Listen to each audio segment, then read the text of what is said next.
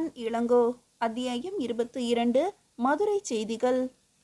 கண்ணகி என்ற கற்புக்கரசியின் கணவனை கள்வன் என்று கூறி தண்டனை விதித்த காரணத்தால் உண்மை உணர்ந்த பின்பு யானோ அரசன் யானே கள்வன் என்று அரற்றி மறுகணமே மாண்டு மடிந்த நீதிமுறை வழுவாத நெடுஞ்செழியன் ஆண்ட மதுரை மாநகரத்தில் ராஜேந்திரரின் கட்டளைப்படி மாபெரும் புது மாளிகை ஒன்று உருவாக தொடங்கியது. பாண்டி பகுதி மாதண்ட நாயகர் சேனாபதி கிருஷ்ணன் ராமன் தாமே முன்னின்று மாளிகை வேலைகளை கவனித்தார்.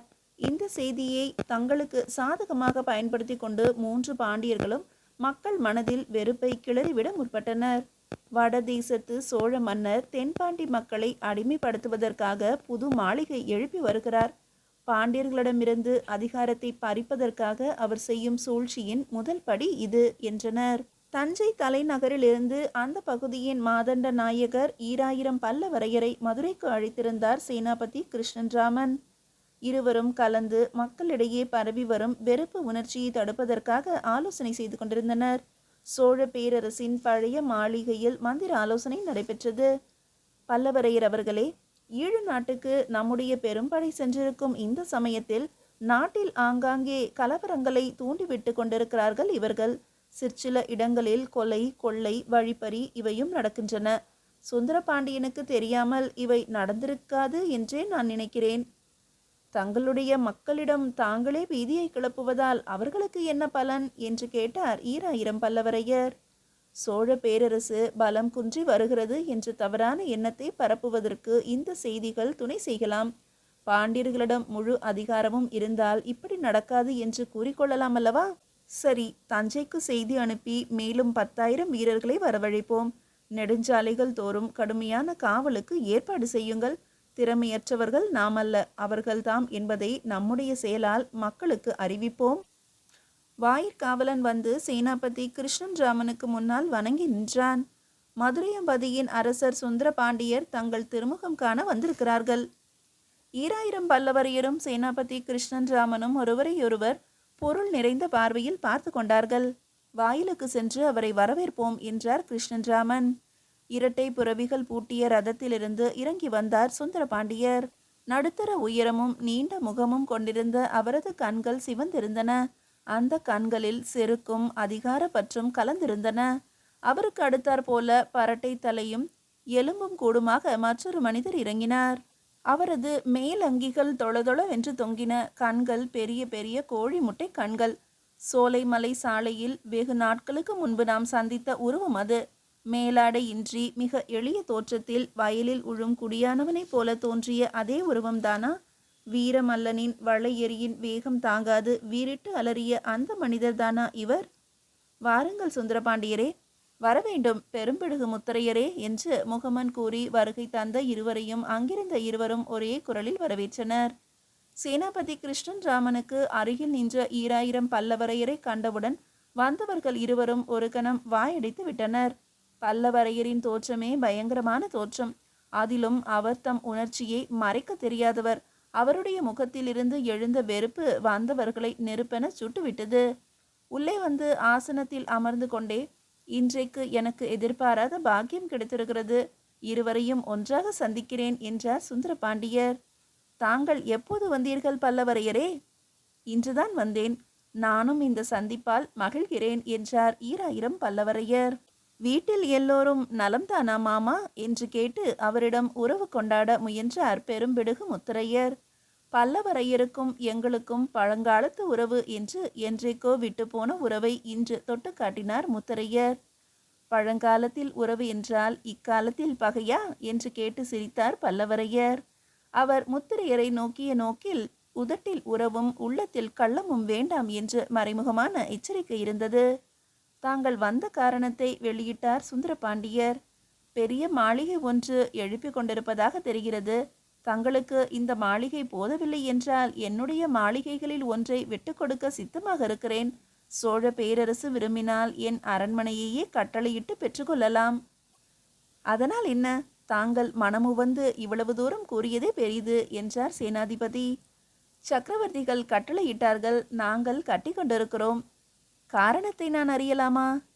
மாமன்னரின் மனதில் இருப்பதை நாங்களே அறியோம் என்றார் பல்லவரையர். அவர்கள் இட்ட பணியை செய்ய காத்து கிடப்பவர்கள் நாங்கள். ஈழத்திலிருந்து அவர்கள் திரும்பியவுடன் காரணம் தெரியலாம். இதை கேட்ட பெரும்பிடுகு முத்தரையரின் முகத்தில் ஏளன சிரிப்பு ஒன்று தோன்றி இருந்தவிடம் தெரியாமல் ஒளிந்து கொண்டது. சோழர்கள் இட்ட பணியை செய்ய பல்லவரையர்கள் காத்து கிடப்பதாம் அவமானம் என்று நினைத்து கொண்டார். அடுத்தாற் போல ஒரு முக்கியமான விஷயம் என்று தொடங்கினார் சுந்தரபாண்டியர். நாட்டில் திடீரென்று ஆங்காங்கே கலவரங்கள் அதிகரித்து வருகின்றன. கட்டுப்படுத்த முடியாத அளவுக்கு கொலைகளும் கொள்ளைகளும் பெருகி வருகின்றன. அதனால் என்று குறுக்கிட்டார் பல்லவரையர், 15,000 காவல் வீரர்கள் இருந்தால் நிலைமையை ஒருவாறு கட்டுப்படுத்தலாம். எங்கள் மூவருக்கும் 5,000 வீரர்கள் வீதம் தேவைப்படுகிறார்கள். பேரரசின் அனுமதி பெற்று பாண்டிய நாட்டு இளைஞர்களுக்கு பயிற்சி கொடுக்கலாமா என்று ஆலோசிக்கவே வந்தேன். 15,000 வீரர்கள் தானே, புதிதாக சேர்த்து பயிற்சி அளிக்கும் சிரமம் தங்களுக்கு எதற்கு? 10 நாட்களுக்குள் வீரர்கள் வந்து சேருவார்கள். நாங்களே பிரித்து உடனடியாக அனுப்பி வைக்கிறோம். சுந்தரபாண்டியர் இதை கேட்டவுடன் அடைந்த அதிர்ச்சியிலிருந்து மீளுவதற்கு சில வினாடிகள் சென்றன. இடியோசை கேட்ட நாகமென நடுங்கினார் முத்தரையர். அவர்கள் இருவரும் ஒருவரையொருவர் பார்த்து கொண்ட போது 4 விழிகளும் வெளியே பிதுங்கி சுழன்றன. அவர்கள் விடை பெற்று கொண்டு எழுந்தார்கள். குதிரைகளின் குளம்பொலியும் ரதத்தின் சக்கரங்களின் ஓசையும் மறைந்த பிறகு, பார்த்தீர்களா சேனாபதி, கலவரங்கள் நடப்பதற்கு மேலும் சில காரணங்கள் உண்டு என்பதை தெரிந்து கொண்டீர்களா என்றார் பல்லவரையர். நம்மை எதிர்த்து போராடுவதற்கு படைபலம் தேவையாக இருக்கிறது. நம்மிடமே அனுமதி கேட்டு பார்க்கிறார்கள். ரகசியமாக ஒரு புறம் படை திரட்டி கொண்டே பகிரங்கமாக மறுபுறம் 10 மடங்கு சேர்ப்பதற்காக இப்படி ஒரு கண்துடைப்பு நாடகம் நடத்துகிறார்கள். துணிவை பார்த்தீர்களா? பல்லவரையர் சிரித்த பயங்கர சிரிப்பு அந்த பழைய மாளிகையையே கிடுகிடுக்க வைத்தது. சுந்தர பாண்டியருடன் சேனாபதி கிருஷ்ணன் ராமனை கண்டு திரும்பிய பெரும்பிடுகு முத்திரையர் அன்று பிற்பகல் தமது சிறிய மாளிகையின் வெளிவாசலுக்குள் நுழைந்த போது அங்கே தமது மகள் திலகவதியும் தமக்கையாரும் ஒரு வணிகனிடம் பட்டாடைகள் வாங்கி கொண்டிருப்பதை கண்டார். நாடுதோறும் மூட்டைகள் சுமந்து பட்டாடைகளையும் பஞ்சு துணிகளையும் விற்பனை செய்யும் நாடோடி வணிகன் ஒருவன் அவர்களிடம் தன் ஆடைகளின் பெருமையை விளக்கி கொண்டிருந்தான். அம்மணி, காஞ்சி, கலிங்கம், உறையூர் இவற்றில் எது வேண்டும்? ஏனப்பா, பாண்டி நாட்டு துணிகள் ஏதும் உன்னிடம் இல்லையா என்று கேட்டுக்கொண்டே எத்தேசியாக அவனை திரும்பி பார்த்தார் பெரும்பிடுகு முத்தரையர். வணிகனின் கண்களும் அவரது கண்களும் சந்தித்து கொண்டன. அப்போது ஏற்பட்ட அதிர்ச்சியில் வணிகனின் கரத்தில் இருந்த கலிங்கம் அவனை அறியாது கீழே நழுவி விழுந்தது. பாண்டிய நாட்டு கச்சைகளும் வெண்பட்ட ஆடைகளும் இருக்கின்றன. தாங்களும் வந்து பார்க்கிறீர்களா? பார்க்கிறேன், பார்த்து கொண்டுதானே இருக்கிறேன் என்று ஏளனமாக கூறினார் முத்தரையர். தனது தந்தையின் குரலில் தொனித்த பரிகாசத்தை கண்டு மருண்டு ஒதுங்கினாள் திலகவதி. முத்தரையரின் உடைவாள் மின்னலென பாய்ந்து வந்து வணிகனின் புற முதுகில் குத்திட்டு நின்றது. அப்பா, என்ன இது? குனிந்த வண்ணம் உட்கார்ந்து கொண்டிருந்த இளம் வணிகன் இதை சிறிது கூட எதிர்பார்க்கவில்லை. என்னையா இது அக்கிரமம்? நிராயுதபாணியாக வந்திருக்கும் வணிகனை கொல்ல பார்க்கிறீர்களே. பாண்டிய நாடு இவ்வளவு பொல்லாத நாடென்று தெரியாமல் போய்விட்டதையா என்று அலறினான் அவன். யார் நீ? உண்மையை சொல். அம்மணி, நீங்கள் சொல்லுங்கள் அம்மணி, யார் இவர்? வணிகனின் முதுகை முள்ளென குத்தியது வாள்முனை. ஐயா, என்னை பார்த்தால் தெரியவில்லையா? நான் வணிகன் ஐயா. அப்படி என்னை கொல்வது என்றால் மார்பில் குத்தி கொன்று விடுங்கள் ஐயா. புறமுதுகில் வாழ் பாய்ச்சுவது உங்களுக்கே அழகாக இருக்கிறதா? ஐயா, அம்மணி, நீங்களாவது தடுத்து நிறுத்தக்கூடாதா? திலகவதி, உள்ளே சென்று ஒரு வாளை எடுத்துக்கொண்டு ஓடிவா. கால் சதங்கைகள் ஒலிக்க அவள் ஓடும் அழகை கண்ட வணிகனுக்கு ஒரு கணம் தன் உயிரை உறிஞ்ச வந்த ஆபத்து கூட மறந்துவிட்டது. மீதியை அடுத்த அத்தியாயத்தில் காணலாம். அத்தியாயம் 23. வளை எரி முறிந்தது. பெரும்பிடுகு முத்தரையரின் பரட்டை தலை, கோழி முட்டை கண்கள், மண்டையோட்டு முகம் இவற்றை சாதாரண நிலையில் பார்த்தாலே பார்ப்பவர்களின் மனம் நடுங்கும். இப்போதோ அவர் சிறுத்தையென சீறி கொண்டு நின்றார். அவர் நிலையில் அவரை பார்த்த இளம் வணிகனுக்கு ஒன்றுமே தோன்றவில்லை. முத்தரையர் தமது மகள் திலகவதி கொண்டு வந்து கொடுத்த வாளை வணிகனிடம் நீட்டிவிட்டு தமது வாளை உயர்த்த போனார். ஐயா, தயவு செய்து சற்று பொறுத்து நான் சொல்வதை கேட்டுவிட்டு பிறகு உங்கள் சித்தப்படி செய்யுங்கள். நான் உங்கள் வீடு தேடி கொள்ளையிட வரவில்லை, கன்னம் வைக்க வரவில்லை. தெருவழியே பொருள் கூவி விற்று கொண்டிருந்த என்னை இதோ இந்த அம்மணிதான் கூப்பிட்டார்கள் என்றான் வணிகன். ஆமாம் அப்பா, அத்தையாரும் நானும் தான் இவனை அழைத்தோம் என்றாள் திலகவதி. அவளுடைய அத்தையார் தம் தம்பியின் சினத்தை கண்ட உடனேயே வீட்டின் பின்கட்டுக்கு சென்று பதுங்கி கொண்டு விட்டார். திலகவதி இப்படி சொல்லிவிட்டு அந்த வணிகன் கொண்டு வந்த பட்டாடைகளில் தன் மனதை பறிகொடுக்கலானாள். ஒவ்வொரு சேலையாக எடுத்து தன் வண்ண மேனியுடன் இணைத்து வைத்து முதலில் உதட்டை பிதுக்குவதும் பிறகு ஆனந்தப்படுவதுமாக செய்து கொண்டிருந்தாள். அப்பா, இப்படி சற்று பாருங்களேன், இந்த கலிங்கத்தை நான் கட்டிக்கொண்டால் நன்றாக இருக்குமா? அவர் தமது மகளின் கலைச்சுவையை ரசிக்காமல் தான் விழுங்க போகும் கன்று குட்டியை மோப்பம் பிடிக்கும் சிறுத்தையைப் போல அந்த வணிகனை மோப்பம் பிடித்து கொண்டிருந்தார். அம்மணி, உங்கள் தந்தையார் பொன் கொடுத்து பொருள் வாங்குவதற்கு பதிலாக என்னை கொன்றுவிட்டு இவைகளை கவர்ந்து கொள்ள நினைக்கிறார் போலும். உங்கள் கலைச்சுவை இவரிடம் கொலைச்சுவையை தூண்டிவிடுகிறது தாயே என்றான். யார் நீ என்று உரும்பினார் பெரும்பிடுகு முத்தரையர். நான் கொண்டு வந்திருக்கும் பொருட்களை பார்த்தால் தெரியவில்லையா? ஆடை அங்காடிக்கார மெய்யப்பரிடம் வேலை பார்க்கிறவன் நான் ஐயா. நான் உங்கள் கையால் சாவதற்கு அஞ்சவில்லை. ஆனால் மெய்யப்பர் அவருடைய பொருட்களை எடுத்துக்கொண்டு நான் எங்கோ ஓடிப்போய் விட்டதாக நினைப்பாரே என்றுதான் அஞ்சுகிறேன். சரிலென முத்தரையனின் வாள் முனையானது அவன் மூக்கு நுனியை பதம் பார்க்க தொடங்கியது. தற்காப்புக்காக அவனும் பளீர் என்று தன் வாளை ஓங்கினான். அவ்வளவுதான். இருவரும் தங்கள் கைவரிசைகளை காட்ட முனைந்துவிட்டனர். வணிகனின் வாட்கலை உணர்ச்சி அவனை அறியாது அவனை ஆட்கொண்டு விட்டது. அலட்சியமாக வாழ் வீச புகுந்த முத்தரையர் இவ்வளவு கடுமையான எதிர்ப்பை எதிர்பார்க்கவில்லை. ஆகவே முழு மூச்சுடன் தமது வல்லமையை காட்டலானார். வணிகனும் சளைக்கவில்லை. தன் உயிரை அவன் காத்து கொள்ள வேண்டாமா? அந்த ஆவேச பரபரப்பில் அவன் அவரை பம்பரம் போல ஆட்டி வைக்கலானான். வணிகன் உடையில் வந்திருக்கும் வாழ்வீரனா அவன்?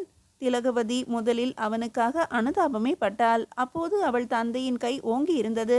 அடுத்தாற்போல அவன் திறமையை கண்டு வியந்தாள். இருவரும் சரிசமமாகவே நின்றனர். பிறகு அவன் ஆவேசத்தை கண்டு துணுக்குற்றாள். இப்போது தன் தந்தையாரின் உயிருக்காக அஞ்சி நடுங்க வேண்டிய கட்டம் அவளை விரைந்து நெருங்கி கொண்டிருந்தது. பதறி உடல் நடுக்கி போனாள் திலகவதி. நிறுத்துகிறீர்களா, அல்லது நான் வந்து குறுக்கே விழுந்து மடியட்டுமா என்று அலறிக்கொண்டே அவர்களுக்கு மத்தியில் பாய்ந்தோடி வந்தாள். இந்த கணத்தில் வாள் பிடித்திருந்த முத்தரையரின் கரம் சிறிது நடுங்கியது. அந்த நடுக்கத்தை பயன்படுத்தி கொண்டு தன் பலம் அனைத்தையும் ஒன்று திரட்டி அவர் வாளை தாக்கினான் இளைஞன். வெகு தூரத்தில் போய் விழுந்தது அது. உடனே தன் வாளையும் அதனுடன் ஒன்றாக வீசி எறிந்துவிட்டு வெறும் கரத்துடன் அவர் முன்னால் நின்றான். முத்து முத்தாக கொப்பளித்திருந்த வேர்வையை துடைத்து விட்டு கொண்டே துணிந்து குறுக்கே விழப்போன திலகவதியை பார்த்து சிரித்தான் அவன். அம்மணி, ஆபத்து என் பக்கத்தில் இருந்தபோது தாங்கள் ஆத்திரப்பட்டு கொண்டு தடுக்க வர காணோமே. என்னையும் என் தாயார் 10 மாதம் சுமந்துதானே பெற்றிருப்பார்கள் என்று கேட்டான். அவனுடைய சொற்கள் அவளை சுருக்கென்று தைத்திருக்க வேண்டும். அதற்காக வருந்துகிறவள் போல இரக்கம் நிறைந்த விழிகளால் அவனை ஒருமுறை ஏறிட்டு பார்த்தாள். வாழ்வீச்சில் அவன் வெளிப்படுத்திய சாகசங்கள் அவனை பற்றிய மதிப்பை அவளிடம் உயர்த்தி இருந்தன. இடிந்து போய் நின்று கொண்டிருந்த தன் தந்தையின் கைகளை மெல்ல பற்றி கொண்டே, இவனை பார்த்தால் அப்படி ஒன்றும் தீயவனாக தோன்றவில்லையே அப்பா. ஏனப்பா இவன் மீது உங்களுக்கு இவ்வளவு கோபம் என்று கொஞ்சம் குரலில் கேட்டாள். தோற்றத்தை கண்டு ஏமாந்து விடாதே மகளே என்று சொல்லி தம்முடைய நெற்றியை சுளித்து உதட்டை கடித்தார் முத்தரையர். இந்த புடவைகளை உடுத்தி கொண்டு இவன் பெண்ணாக மாறினாலும் மாறுவான் என்றார். இளநகை செய்து கொண்டே தன் அரும்பு மீசையை முறுக்கி விட்டு கொண்டான் வணிகன். ஐயா, நீங்கள் வீணாக ஒரு ஆண்மகனை அவமானப்படுத்துகிறீர்கள். கொலையை கூட நான் பொறுத்து கொள்வேன். ஆனால் பெண்ணாக மாறும் பித்தன் என்று சொல்லும் இந்த பழியை என்னால் பொறுக்க முடியாது. திலகவதி, இந்த கணுக்கால் காயம் நினைவில் இருக்கிறதா என்று தம்முடைய வலது காலை மகளுக்கு சுட்டி காட்டினார் அவர். வளை எரியை வீசிவிட்டு ஒருவன் குதிரையில் ஏறி தப்பித்து கொண்டு ஓடினான் என்று உன்னிடம் நான் சொல்லவில்லையா? அவன்தான் இவன். இவன் சோழ நாட்டு ஒற்றன். இந்த பாண்டி நாட்டு கொல்லன் வீட்டுக்கே ஊசி விற்க வந்திருக்கும் இவன் மெய்த்துணிவை பார்த்தாயா? வினை சிரிப்பு சிரித்தபடியே, ஒற்றா, உன் திறமையை பாராட்டுகிறேன், வீரத்தையும் மெச்சுகிறேன். ஆனால் உன் வேஷத்தை கலைத்துவிடு என்று கூறினார். அவரையும் தன் தந்தையின் கால் தழும்பையும் மாறி மாறி பார்த்து மருண்ட திலகவதி, அடப்பாவி என்று சொல்லிக்கொண்டு அவனை விட்டு சிறிது விலகி போய் நின்றாள். பளீர் பளீர் என்று அந்த வணிகனின் நரம்புகள் அனைத்தும் ஒரு வினாடி சுண்டி இழுத்தன. மறு வினாடிக்குள் தன்னை சமாளித்து கொண்டு மிகுந்த அனுதாபம் கொண்டவன் போல அவன் நடிக்கலானான். ஐயா, நீங்களா அது? அப்படியென்றால் நீங்கள் என்னை தண்டிக்க வந்தது சரிதான். எனக்கு உங்களை அடையாளம் கண்டுகொள்ள முடியவில்லை. அன்றொரு நாள் நான் கொடுத்த துன்பத்துக்காக இன்றைக்கு நீங்கள் என்னை மன்னிக்க வேண்டும் என்று பதறினான் வீரமல்லன். ஆம், வீரமல்லனே தான். வேஷம் கலைந்து விட்டது பார்த்தாயா என்று தன் மகளை பார்த்து முழுவலித்தார் முத்தரையர். வேஷம் என்று இன்னொரு முறை சொல்லாதீர்கள். என்னுடைய முந்தைய பிறவி வாழ்க்கையில் நடந்ததை நீங்கள் இன்றைக்கு பேசுகிறீர்கள். அப்போது அது என் கடமையாக இருந்தது, செய்தேன். இப்போது அதற்காக வருந்துகிறேன் என்றான் அவன். நான் இப்போது படை வீரன் இல்லை. சோழர்களுடைய படையில் எனக்குள்ள மதிப்பை கொடுக்காத போது நான் ஏன் அங்கிருக்க வேண்டும்? சோழவள நாட்டுக்கே தலைமுழுக்கு போட்டுவிட்டு வந்திருக்கிறேன் ஐயா. இதையெல்லாம் நான் நம்பக்கூடியவனா? கதை அளக்கிறாயே தம்பி என்று கூறுவது போல ஏளனமாக விழித்தன முத்தரையரின் கண்கள். நீங்கள் நம்பினால் நம்புங்கள், நம்பாவிட்டால் போங்கள். என்னுடைய பழைய புண்ணை கீறிவிட்டீர்கள். அதனால் என்னுடைய ஆத்திரத்தை உங்களிடம் கொட்டி ஆற்றிக்கொள்ளுகிறேன். வீரனாக இருந்த வீரமல்லன் என்றைக்கோ இறந்து போய்விட்டான். வீரர்களுக்கும் வீரத்துக்கும் சோழ நாட்டு அதிகாரிகளிடம் மதிப்பு ஏது? பெருமூச்சு விட்டு கொண்டே மேலே தொடர்ந்தான் வீரமல்லன். ஈழ நாட்டு போருக்கு செல்ல வேண்டும் என்று துடியாய் துடித்து கொண்டிருந்தேன். என்னுடைய உணர்ச்சியையும் ஆற்றலையும் அவர்கள் மதிக்கவில்லை. பிறகு எதற்கு அவர்களிடம் அடிமை சேவகம் செய்ய வேண்டும்? வீரன் என்ற பெயர் சுமந்து வீணாக திரிவதை விட வணிகன் என்ற பெயரையும் வண்ண பெண்களுக்கு ஆடையையும் சுமக்கலாம் அல்லவா? அவனுடைய குரலின் அடித்தளத்தில் மறைந்து கிடந்த சிறு துளி ஆத்திரம் எப்படியோ அவர் கவனத்தை கவர்ந்து விட்டது. மெய்போல் தோன்றுகிறதே என்று அவர் உன்னிப்பாக கேட்கலானார். ஐயா, நீங்கள் யாரோ நான் யாரோ முன்பின் தெரியாதவர்கள். ஒரு வகையில் பார்த்தார் பழைய பகைவர் என்று கூட சொல்லலாம். அப்படி இருந்தும் நீங்கள் எதற்காக என் வீரத்தை தாராளமாக பாராட்டினீர்கள்? சோழ நாட்டில் இது கிடைக்காததால் பாண்டி நாட்டுக்கு புகலிடம் தேடி ஓடி வந்தேன். வணிகர் மெய்யப்பர் என்னை வளர்ப்பு மகனைப் போல கவனிக்கிறார். வாள் பிடிக்கும் கரம் நூல் பிடிப்பதால் என்ன குறைந்து விட்டது? இந்த வேலை எனக்கு போதும் என்றான். முத்தரையர் அவனை நம்பவும் இல்லை, நம்பாமலும் இல்லை. மனதார இருபுறமும் ஆடிக்கொண்டிருந்த மெய்யப்பரின் ஆள் என்பதால் உன் சொல்லை மெய்யென்று நம்ப சொல்கிறாயா என்று கேட்டார். பொய்யாகவே இருந்துவிட்டு போகட்டுமே, எனக்கு பொழுதாகிறது என்று அவசரப்பட்டான் வீரமல்லன். அம்மணிக்கு பிடித்திருந்தால் துணிகளை எடுக்கச் சொல்லி பொன் கொடுங்கள். இந்த துணிகளுமே பொய்யென்றால் எனக்கு விடை கொடுத்து அனுப்புங்கள். இன்னும் 4 இடங்களுக்கு போய் பார்த்துவிட்டு நான் அங்காடிக்கு திரும்ப வேண்டும். மூட்டையை எடுத்துக்கொண்டு உள்ளே வா என்று சொல்லிவிட்டு முன்னால் சென்றார் வீட்டுக்காரர். உள்ளே போனால் வெளியே வர முடியுமா என்று சந்தேகத்துடன் தயங்கி கொண்டே நுழைந்தான் வீரமல்லன். வீட்டுக்குள் அவனுக்கு உபச்சாரமும் நடந்தது, வியாபாரமும் நடந்தது. தனக்கு பிடித்த ஆடைகளை தேர்ந்தெடுத்து கொண்டு நாளை மறுநாள் இந்த பக்கமாக வந்தால் புதுவிதமாக கச்சைகள் கொண்டு வருகிறீர்களா என்றாள் திலகவதி. வருவதாக அவனும் தலையாட்டி வைத்தான். பொருளுக்குரிய பொன்னை கொடுத்துவிட்டு, திலகவதி, தம்பிக்கு மோர் கொண்டு வா, வாள் வீசி களைத்திருக்கிறான் என்று சொல்லி அருகில் இருந்த அறைக்குள் சென்றார் முத்தரையர். பயந்தவர் போல காணப்படுகிறீர்களே, கொழுமோர் காய்ச்சி கொண்டு வரட்டுமா? உள்ளே சென்று வந்த குளிர்ந்த மோர் நிறைந்த வெண் பொற்களத்தை நீட்டினாள் அவள். அவளுடைய குளிர்ந்த மேனியின் அழகையும் அந்த மோரையும் ஒன்றாகவே பருகினான் வீரமல்லன். அவள் பேச்சில் திடீரென்று ஏற்பட்ட மரியாதை அவன் உள்ளமெல்லாம் குளிர செய்தது. அதற்குள் அறைக்குள் சென்று திரும்பி வந்த முத்தரையர் அவனிடம் ஒரு பொருளை கொண்டு வந்து கொடுத்தார். இந்தா, உன்னுடைய ஆயுதத்தை நீயே வைத்துக்கொள். வீரமல்லன் அவர் மீது எரிந்த பழைய வளையெறி அது. வளையெறியை கண்ட வீரமல்லன் திடுக்கிட்டு திகைத்தான். அதன் மீது தன் கோபத்தை காண்பிக்கும் முறையில் அதை 2ஆக ஒடிக்க போனான். வீணாக சிரமப்படாதே தம்பி, உன்னால் அதை முறிக்க முடியாது.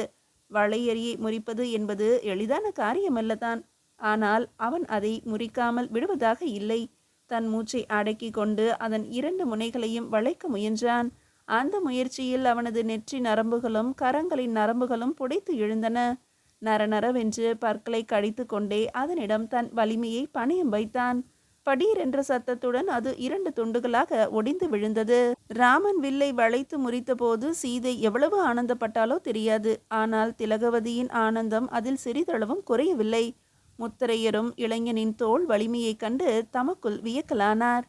அம்மணி, உங்கள் தந்தையாருக்கு அபச்சாரம் செய்த இந்த வளையெறி இனி என்னிடம் இருக்க வேண்டாம். இதை கொண்டு போய் அடுப்பில் போடுங்கள். வாங்கி கொண்டு உள்ளே போனவள் அதை அடுப்பில் போடாமல் தன் மார்பகத்துடன் அணைத்து கொண்டு பெருமூச்சு விட்டாள். பிறகு தன் அத்தையாருக்கு தெரியாமல் பத்திரப்படுத்தினாள். பின்னர் அவனை பார்த்து கொண்டே திரும்பி வந்தாள். முத்தரையரே என்று யாரோ வாசலிலிருந்து வீட்டுக்காரரை அழைக்கும் குரல் கேட்டது. யாரது என்று கேட்டுக்கொண்டு துள்ளி எழுந்தான் வீரமல்லன். கலகலவென்று சிரித்துவிட்டு, அப்பாவை கூப்பிட்டால் நீங்கள் ஏன் அவசரப்படுகிறீர்கள் என்றாள் திலகவதி. நீங்களும் முத்திரையர்களோ? தெரியாதவன் போல கேட்டான் வீரமல்லன். அப்படியென்றால் நீங்கள்? நான் வீரமல்ல முத்தரையன். என்ன? ஏக காலத்தில் தந்தையும் மகளும் சேர்ந்து எழுப்பிய வியப்பொலி அவன் எதிர்பார்த்த வெற்றியை தந்தது. தனக்குள்ளே சிரித்து கொண்டான் வீரமல்லன். விடைபெற்று கொண்டு வீரமல்லன் புறப்பட்ட போது அவனை அங்கு அடிக்கடி வந்து போகுமாறு கூறினார் பெரும்பெடுகு முத்திரையர். அவன் கொண்டு வருவதாக சொன்ன புதிய துணிச்சுமை மலர் சுமை போல லேசாக மாறியது. மனதில் ஏற்பட்ட சின்னஞ்சிறு விரிசலுடன் அவன் அந்த இடத்தை விட்டு கிளம்பி சென்றான். மீதியை அடுத்த அத்தியாயத்தில் காணலாம். அத்தியாயம் 24. ஆசை கனவுகள். அமாவாசைக்கு பிறகு 10 தினங்கள் சென்றன. இதற்குள் ரோகணத்தில் பல பகுதிகளுக்கும் சோழ நாட்டு வீரர்கள் மன்னரையும் அமைச்சரையும் தேடுவதற்காக அனுப்பப்பட்டனர். ரோகணம் அவர்களுக்கு புதிய இடம். சரியான சாலைகளும் புறவிகள் செல்லக்கூடிய பாட்டைகளும் அந்த பிரதேசத்தில் அருகே இருந்தன. தேடி சென்றவர்களில் பலர் சோர்ந்து திரும்பினர். இன்னும் பலர் திரும்பவே இல்லை. அமைச்சர் கீர்த்தியின் முன்னேற்பாட்டால் மறைந்திருந்து தாக்கும் சிறு கூட்டத்தினர் ஆங்காங்கே தொல்லைகள் விளைவித்த வண்ணம் இருந்தனர். காடுகள், மலைகள், மடுக்கள், குகைகள், வன விலங்குகளின் மறைவிடங்கள் முதலியன நிறைந்த அந்த காட்டில் அவர்கள் தேடிச் சென்ற மனிதர்களும் அகப்படவில்லை, மணிமுடியும் அகப்படவில்லை. இந்த 10 நாட்களில் ஒரே ஒரு முறை ரோஹிணி அரண்மனையை விட்டு நகரத்துக்குள் சென்று வந்தாள். அவளுடைய பணிப்பெண்ணின் தகப்பனார் வீட்டிற்கு சென்று வந்ததாக இளங்கோவின் மூலம் வல்லவரையருக்கு செய்தி கிடைத்தது.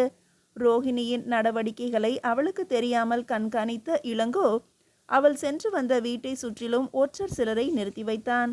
அந்த புறத்தின் வடக்கு வாயில் மதிலில் ரோஹிணி ஏற்படுத்தியிருந்த பாதைகளை பார்த்த பிறகு அதை போன்று மற்ற ரகசிய வழிகளும் கண்டுபிடிக்கப்பட்டன.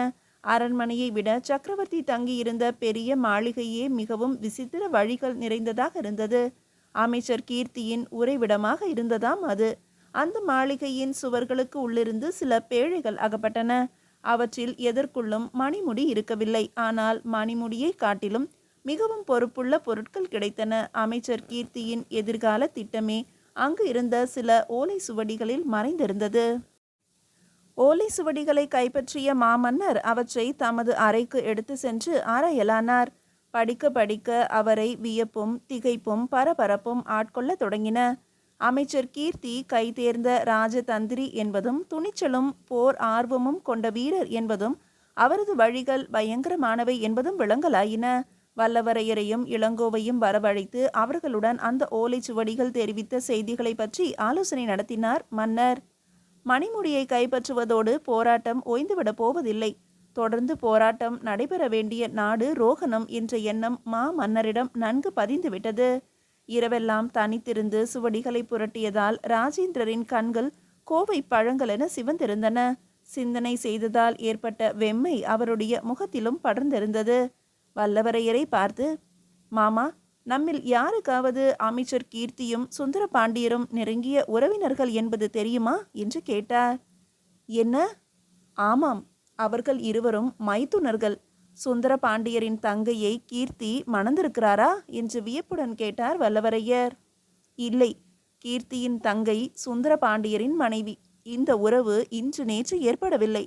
பல ஆண்டுகளுக்கு முன்பே ரகசியமாக திருமணமும் நடைபெற்றிருக்கிறது. தமிழர்களை அடியோடு வெறுக்கும் கீர்த்தியா தம் தங்கையை சுந்தரபாண்டியருக்கு கொடுத்திருப்பார்? என்னால் அதை நம்பவே முடியவில்லையே. சுந்தரபாண்டியர் கீர்த்திக்கு எழுதியிருந்த ஓலைகளை வல்லவரையரிடம் கொடுத்து, இவற்றை பாருங்கள். பகையிடத்தே உறவு கொள்வது என்பது நம்முடைய ராஜகுல பழக்கம்தான். அதை ஒட்டியே கீர்த்தியும் இப்படி செய்திருப்பார் என்று எனக்கு தோன்றுகிறது என்றார் ராஜேந்திரர். பகையிடத்தே உறவு கொள்வது பழக்கம்தான் என்ற மாமன்னரின் சொற்கள் தேன் துளிகளாக சுவை தந்தன இளங்கோவுக்கு. அப்படியென்றால் அவனுடைய சொந்த விஷயத்துக்கும் அது பொருந்தும் அல்லவா? சுவடிகளை பார்த்த வல்லவரையர், நம்பத்தான் வேண்டியிருக்கிறது இந்த உறவை என்றார். பாண்டியர்களின் உறவால் முதலில் நம்முடைய வலிமையை சிதைத்துவிட்டு அடுத்தாற்போல அவர்களுக்கு குழி பறிக்கவும் வழிவகை செய்திருக்கிறார் அமைச்சர் கீர்த்தி. பாண்டியர்களுக்கு உரிய முடியை அவர்களிடம் கொடுக்கவில்லை, பெண்ணை கொடுத்திருக்கிறார்கள். எல்லாம் விந்தையாக இருக்கிறது என்றான் இளங்கோ. விந்தை ஒன்றும் இல்லை, இது ராஜதந்திரம் என்றார் ராஜேந்திரர். உரிமையை கொடுப்பது வேறு, பெண் கொடுப்பது வேறு. பார்க்க போனால் பெண் கொடுப்பது ஒரு வகையில் உரிமையை பறிப்பதாகும். ஏன், வேங்கி நாட்டுக்கு நாம் கொடுக்கவில்லையா? வேங்கி நாட்டு பேச்சை மாமன்னர் எடுத்தவுடன் இளங்கோவுக்கு என்னவோ போலிருந்தது. அவன் முகம் சுருங்கியது. ராஜேந்திரரின் தங்கை சிறிய குந்தவையாரின் மகன் நரேந்திரன் தற்போது வேங்கி நாட்டு இளவரசன் அருள்மொழி நங்கைக்கு அத்தை மகன். கொடும்பாளூர் உறவு பரம்பரை பரம்பரையாக வந்த பழைய உறவு. இவர்களுக்கு என்னவோ புதிய உறவின் நினைவுதான் அடிக்கடி வருகிறது என்று எண்ணி புழுங்கினான் இளங்கோ. அப்போது வாயிற்கதவருகே பரபரப்போடு ஒரு வீரன் வந்து நிற்கவே அவனை அருகில் வரச் சொல்லி சைகை செய்தார் சக்கரவர்த்தி. ரோகிணியின் நடவடிக்கைகளை கவனிக்க இளங்கோவிடம் ஏவல் செய்த ஒற்றன் அவன். 2 நாழிகை பொழுதுக்கு முன்னால் ரோகிணி நகரத்துக்குள் சென்ற செய்தி அவர்கள் அனைவருக்கும் தெரியும். முன்பு திரும்பியதைப் போல இப்போதும் திரும்பி விடுவாள் என்றே இளங்கோ எண்ணியிருந்தான். என்ன செய்தி என்றான் இளங்கோ. பணிப்பெண்ணின் வீட்டுக்குள்ளேதான் இன்றைக்கும் நுழைந்தார்கள். அவர்கள் சென்ற அரை நாழிகைக்கெல்லாம் பணிப்பெண்ணின் தகப்பனாரும் ஒரு இளைஞனும் ஒரே குதிரையில் வெளியில் கிளம்பினார்கள். குதிரை மேல் சென்ற இளைஞனை பார்த்தால் இளவரசியைப் போல தோன்றுகிறது, அவ்வளவுதானே? ஆமாம். நகரத்தை விட்டு கிழக்கே செல்லும் ஒரு ஒற்றையடி பாதையில் அவர்கள் குதிரை திரும்பியதாகவும் அந்த பாதையை பற்றி அவன் விவரம் விசாரித்து கொண்டு வந்திருப்பதாகவும் தெரிவித்தான். புறப்படு இளங்கோ என்று கட்டளையிட்டார் சக்கரவர்த்தி. இளங்கோவை அனுப்பிவிட்டு வாருங்கள் என்று வல்லவரையருக்கும் விடை கொடுத்து அனுப்பினார். மீதியை அடுத்த அத்தியாயத்தில் காணலாம்.